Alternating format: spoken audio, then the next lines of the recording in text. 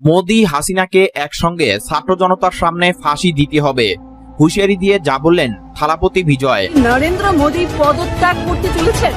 নরেন্দ্র মোদীর পরিবর্তে ভারতের দায়িত্ব এবার অন্য কারুর কাঁধে। 24 ঘন্টার মধ্যে নরেন্দ্র মোদী ও শেখ হাসিনাকে একসঙ্গে ফাঁসি দিতে কঠিন হুঁশিয়ারি দিলেন থালাপতি বিজয়। তিরুপরঙ্গুন্ড্রম বিজয়, তিরুমঙ্গলম বিজয়, উসলামপট্টি বিজয়। ছাত্র জনতার আন্দোলনের মুখে নরেন্দ্র মোদী পদত্যাগ করতে বাধ্য হয়েছে। অবশেষে নরেন্দ্র মোদী ও শেখ হাসিনাকে একসঙ্গে ফাঁসি দেওয়া। দর্শক, দেশ পূর্বার দূরে কিংবা কাছে যারা এই মুহূর্তে দেখছেন, আশা করি সবাই ভালোই আছেন। দর্শক, এই মুহূর্তে পাওয়া খুবই গুরুত্বপূর্ণ একটি ভিডিও আপনারা দেখতে চলেছেন। দর্শক, টাইটেল থাম্বনেল ও শিরোনাম দেখেই আপনারা বুঝতে পেরে গেছেন আসলে ভিডিওটি ঠিক কত গুরুত্বপূর্ণ। দর্শক, বর্তমানে দেশের পরিস্থিতি চলতেছে সেটা আমাদের অবশ্যই খেয়াল করা উচিত। যেহেতু আপনি ভিডিওটি ক্লিক করেছেন সেহেতু আপনাকে অবশ্যই ধন্যবাদ জানাই।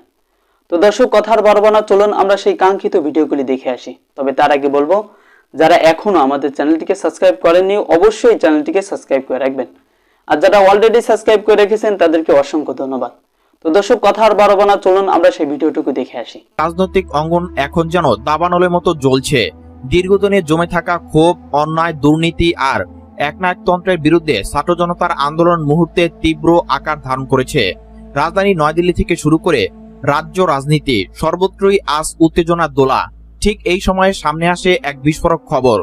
ছাত্র জনতার চরম ক্ষোভ ও হামলার ভয়ে ভারতের প্রধানমন্ত্রী নরেন্দ্র মোদী নিজেকে রক্ষা করতে মরিয়া হয়ে পড়েন। কিন্তু পালানোর পথ একাই বেছে নিলেন না তিনি, সঙ্গে নিয়ে গেলেন বাংলাদেশ থেকে বহু আগে পালিয়ে আসা সাবেক প্রধানমন্ত্রী শেখ হাসিনাকেও। খবরটি ছড়িয়ে পড়তে দেশ জুড়ে চাঞ্চল্য। মানুষের মধ্যে প্রশ্ন, কেন এভাবে পালিয়ে গেলেন মোদী? কেন তার সঙ্গী হিসেবে বেছে নিলেন শেখ হাসিনাকে?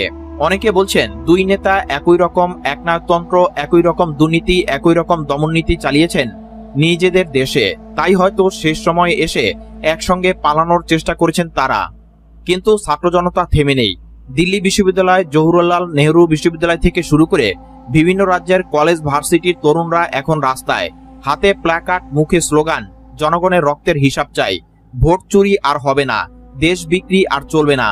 তাদের দাবি স্পষ্ট, মোদী ও হাসিনাকে ফিরিয়ে এনে ছাত্র জনতার সামনে সর্বসম্মুখে বিচার করতে হবে। এই প্রেক্ষাপটে সামনে আসে দক্ষিণ ভারতের জনপ্রিয় অভিনেতা ও রাজনৈতিক নেতা থালাপতি বিজয়ের বিস্ফোরক মন্তব্য। তামিলনাড়ুর এক বিশাল জনসভায় দাঁড়িয়ে তিনি গর্জে ওঠেন, মোদী কিংবা শেখ হাসিনা কেউই জনগণের ক্ষোভ থেকে বাঁচতে পারবে না। এরা দুজনেই সাধারণ মানুষকে দমন করেছে, ছাত্র জনতার কণ্ঠরোধ করেছে, রাষ্ট্রকে নিজেদের স্বার্থে ব্যবহার করেছে।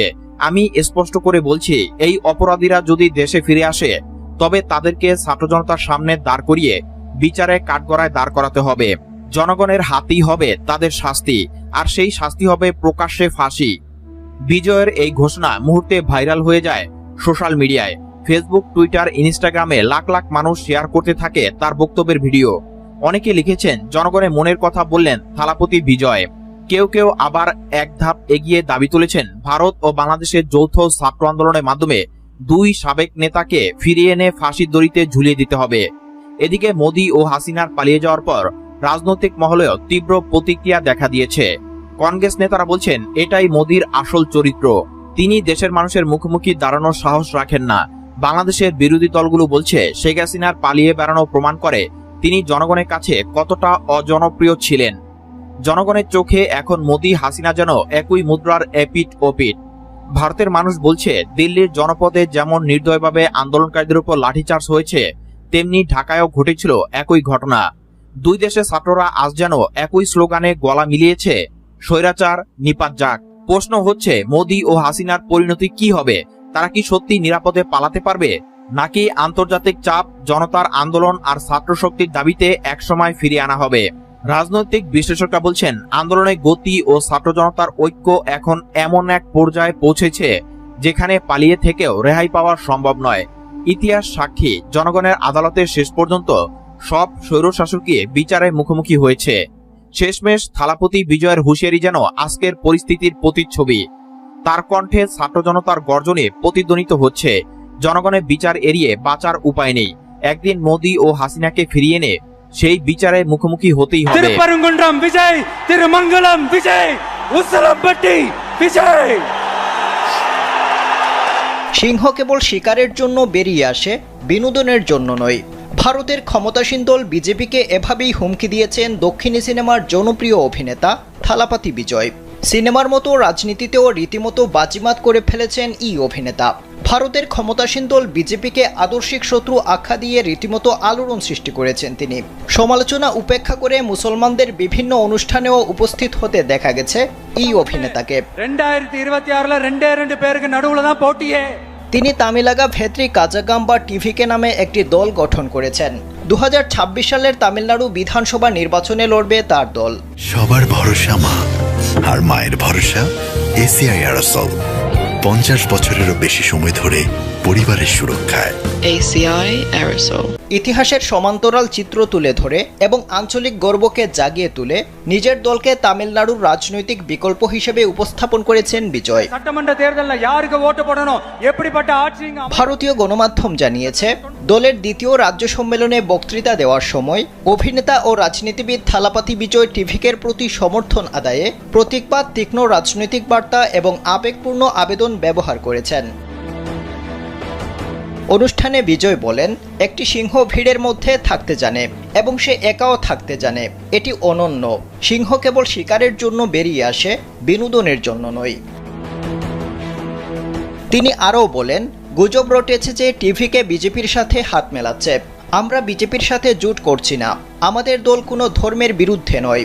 আমাদের দল জনগণের দল। তামিলনাড়ুর মানুষ বিজেপিকে প্রত্যাখ্যান করবে। জনসভা এবং নৈতিক স্পষ্টতার উপর ভিত্তি করে 2026 সালের বিধানসভা নির্বাচনের আগে টিভিকে একটি বিঘ্নকারী শক্তি হিসেবে চিত্রিত করেছেন বিজয়।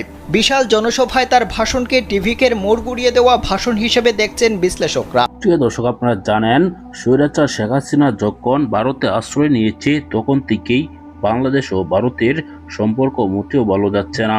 ভারত বাংলাদেশকে জানিয়ে দিয়েছে শেখ হাসিনাকে তারা ফেরত দেবে না, কিন্তু বারবার বলে আসছে বাংলাদেশ যেন স্বৈরাচার শেখ হাসিনা, গণহত্যাকারী শেখ হাসিনাকে বাংলাদেশে ফিরিয়ে দেয়। মোদি তাকে আশ্রয় দিয়ে বসে রয়েছে, কিন্তু কিছুতেই ফেরত দিচ্ছে না। পর থেকে কিন্তু আন্দোলন ভারতে শুরু হয়েছে। ভারতের বিরোধী দলের নেতাকর্মীরা যেভাবে হুঙ্কার দিচ্ছে নরেন্দ্র মোদীকে, এখন কিন্তু কিছুতেই গদিতে থাকতে পারছেন না নরেন্দ্র মোদী। ছাত্র জনতার আন্দোলনের মুখে পড়েছেন তিনি।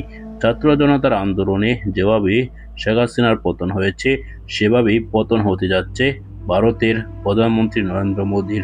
আপনারা জানেন কয়েকদিন আগে কিন্তু নেপালের প্রধানমন্ত্রী। তো দর্শক, এত সময় আমাদের সাথে থাকার জন্য আপনাকে ধন্যবাদ। আরও ধন্যবাদ জানাই যারা আমাদের বিশ্লেষক এত সময় আলোচনা করেছেন। তো দর্শক, আজকে এখানে বিদায় নিতেছি। আল্লাহ হাফেজ। দেখা হবে অন্য কোনো ভিডিওতে।